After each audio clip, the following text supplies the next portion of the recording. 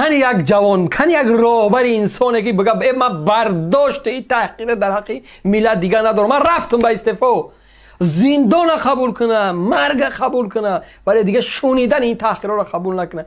کنی او راهبر جوان مرد، کنیش، نه در یک اداره، نه در یک وزارت، نه در ساختار، همه ابله و بیسواد. به نام خدا این مصیبت است. از این زیاد رفتن نمیتونم واقعا دیگه. و یک نوار دیگه را من بمانم، یک صحبت یک دیپوتات دیگه در برابر این با یک دیپوتات دیگه توش نقل میکنم، من حیران میشم. دا همه تون میدونین، یک بار بگذارش. سید جعفر عثمانزاده وکیل پارلمان یک نوار دارم بنده خدا. خب بعد رفتیم. خب بریم داخلش ببینین چی میگن. یا این هم از زمان شباهت به چی میتیه که ببین که وکیلای ما چقدر فهمیش دارن.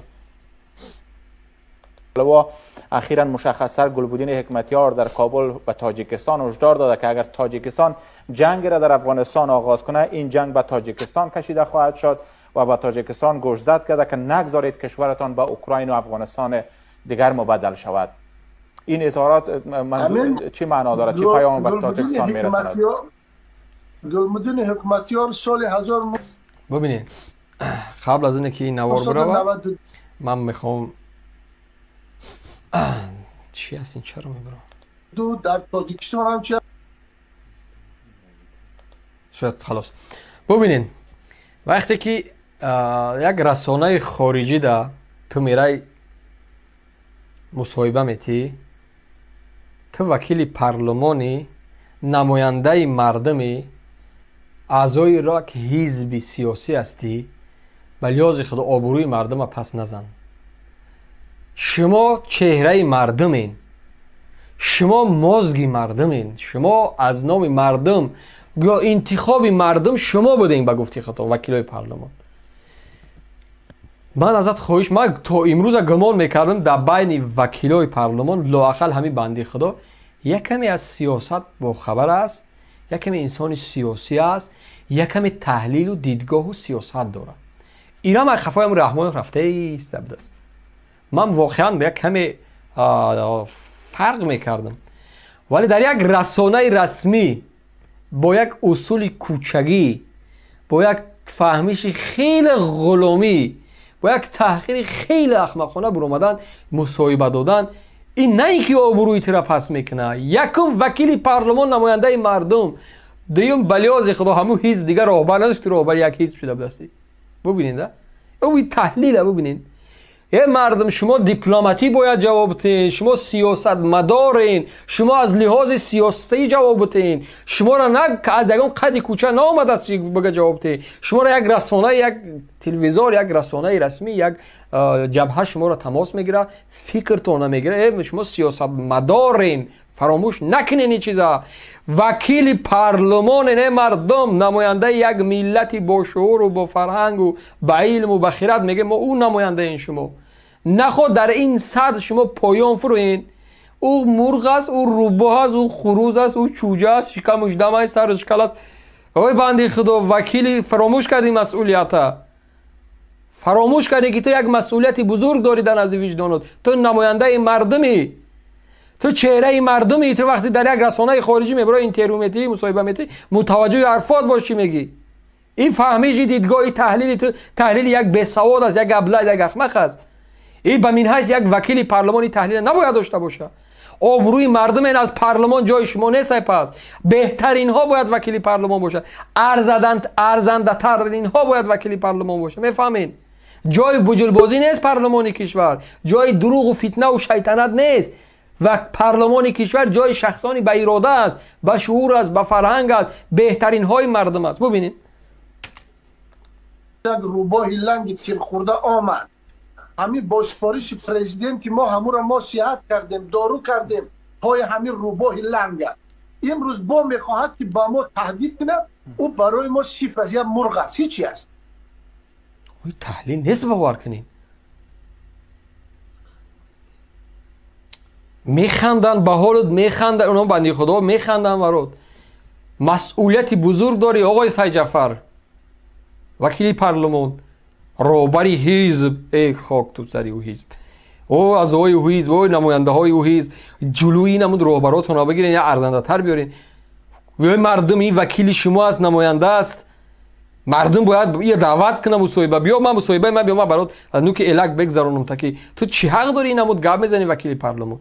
آبروی من یک تاجیک پس میکنید در عرصه یک کشوری همسایه.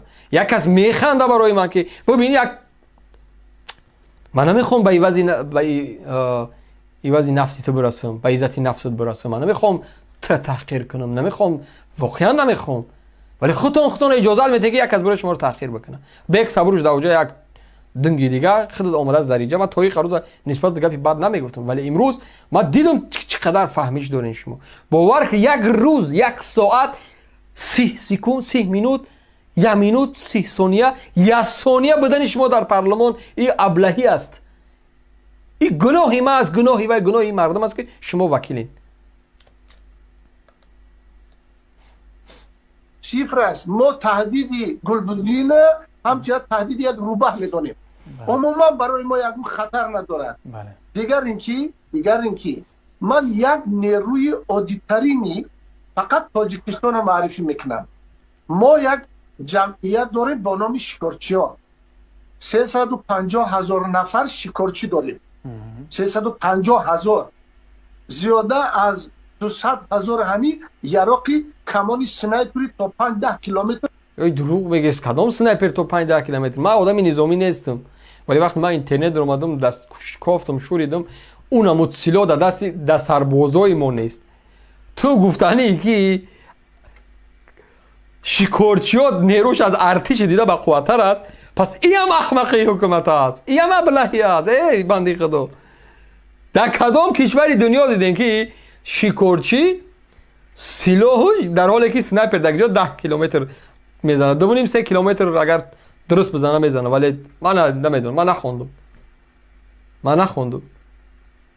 شما چگونه دروغ میگین در پیش دوربین، در پیش مردم هم فرهنگ و هم زبان ما افغانستان؟ 10 کیلومتر سنایپر میزد. ارتش ما رو دیدیم در همون قضیه اونمو چیز مرزی. ارتش ما در این نمود سلاح نیست. ما نداریم این نمود سلاحی که سنایپر که 10 کیلومتر بزنه. تو چگونه از کدام فهمیش گپ میزنی؟ اوه میزدگی دارد و شکارچی است. آهو را میزند.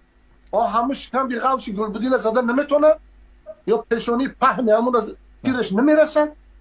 ما هیچ خطر نداریم. همون تهدیدهای هوایی پابند طالبا بودن او عموما ترس نداریم. بله، اما آقای عثمان اینه نگاه کن. خب این چی میگه؟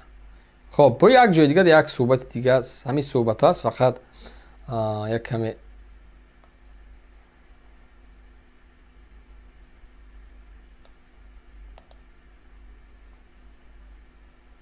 خوابی را بگذارین.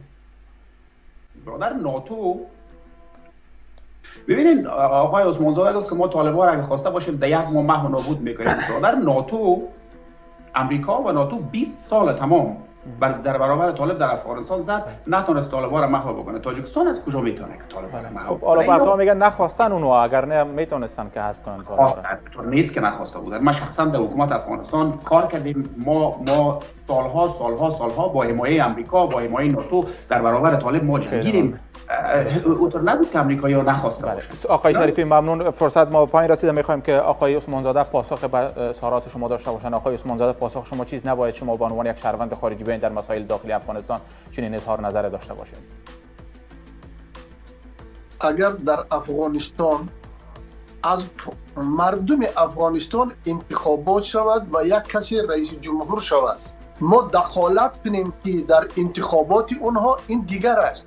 ولی یک گروه سلاح بد است به انتخابات مردم آمده خودشا حکومت اعلان میکند. خب شما گفتین که ناتو نیست. ناتو این امریکا است. برای این عقل بسیار در کار نیست. ناتو امریکا است و پشتیبانی امریکا اون همه سلاحی که در اونجا بود از امریکا ماند. امریکا بخواهد در یک هفته همه طالب نیست میکند، افغانستان نیست میکند. با 2 بمب اتمی. هیچی است. این یا بازی های سیاسی است که این بنده خدا از بازی سیاسی گپ میزنه که خیلی تحلیل رو تبر نکردم. تو چیکار کردی خدا در بالا همه را چرت پرت روبا و شغال و در یک سیاستمدار اومدی پیشونی قوس و شکمی دم گفتی امروز اومدی با بازی سیاسی گپ میزنی؟ این عقل بسیار در کار نیست نفهمیدن. گپ در سر نسل کشی همین است. برای نیست کردن زبان تاجیکی در اونجا. خاک همو هموطنای همو پرزیدنت کشورتون همو اطرافیاش خیلی اگه زبان تاجیکی میاد دلتون برای زبان تاجیکی در خارج سو خدای خدا اگر پرده بیک شاید میگه که ببینه چهره های اصلی شما را که چی بازینگرین گویا که خیلی از زبان تاجیکی دوست میدارن. همین شما نبودین همون افغانی تاجیکای افغانستان او پرای مرز روان کردین فراموش کردین دیپورت کردین کدام تاجیک دوستین شما اینجا حاضر چی گم میرود در اونجا با زبان تاجیکی حرف نزنن با زبان تاجیکی دولتداری نکنن رسمی یعنی کارگزاری نکنن. تو اول همون خطی فارسی خودتون بیارین در وطنتون پیاده کنین خطی خودتون بیارین پیاده بکنین برای مردم بیاموزین فرهنگ همین تاجیکی غنی را برای مردم پیاده کنین بعد بروین دعوا کنین میزبتون اوخه بندی خدا همون اسب نل زدن خوربخان پاش دراز کرد زنگ همون فعل همون را کردی ترا همون پا دراز کردی که پای مدام نل بزن همون که ایدمی رحمان فهمید دعوا را داره او تاجیکای دنیا ما فلان این همون ایدمی همون رحمان رفته است. ای خدا هدایتون کنه. تا کجا آمدیم ما با انمی چنان موقعی که شما دارید به طرف گرفتنی یعنی که تاجیکان یا دیگر طرفداری نکردن ما هرات رو از دست دادیم بلخ رو از دست دادیم سمرقند با پایان برنامه رسیدیم. مرو و میسرو خیلی سپاسگزار هستم آقای عثمان زاده. ما معذرت میخوایم صحبت های شما را قطع میکنم.